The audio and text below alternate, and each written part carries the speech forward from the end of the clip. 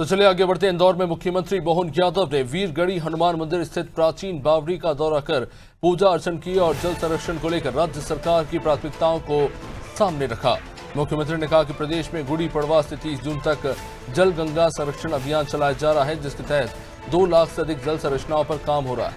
उन्होंने दावा किया कि जल संरक्षण और जल स्रोतों के संवर्धन के क्षेत्र में मध्य प्रदेश देश में अग्रणीय भूमिका निभा रहा है। उन्होंने कहा कि सरकार पारंपरिक जल स्रोतों के संरक्षण और भविष्य की जल जरूरतों को ध्यान में रखते हुए लगातार काम कर रहा है। वीरगढ़ी हनुमान निरंजनी अखाड़े के इस धाम पर आकर के वाकई अद्भुत लगा है।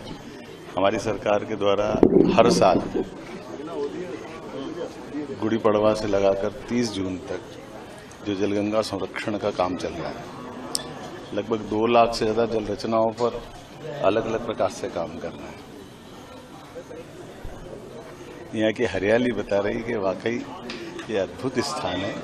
ऐसे में प्राचीन नगरों की जल रचनाएं केवल बावड़ी, कुएं, तालाब पर निर्भर थी। इंदौर में कितना बड़ा एरिया था इसका पुराना? 25% आबादी को जब 6 लाख आबादी थी इसकी, तो 70% हमारा इससे किशन सागर से होता था, 30% बावड़ी और कुओं से होता था। पूरे शहर का एक तरह से बड़े पैमाने पे जल रचनाओं से ही काम चलता था। मुझे संतोष है कि अब हमने उन सारी जल रचनाओं पे भी काम किया।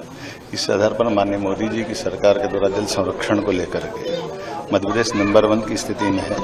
2 लाख से ज्यादा जल रचनाओं पर हमने काम किया, 10,000 करोड़ से ज्यादा का खर्च भी किया और उम्मीद करेंगे इस क्रम को और बना करके यहाँ के लिए महापौर माननीय मंत्री श्रीमान कैलाश जी साहब, इस अवसर पर सांसद जी, महापौर जी, हम सब ने सोचा है कि इनकी न केवल वीडियोग्राफी कराएं बल्कि भविष्य में भी ये लंबे समय तक अपना अस्तित्व कायम रखें।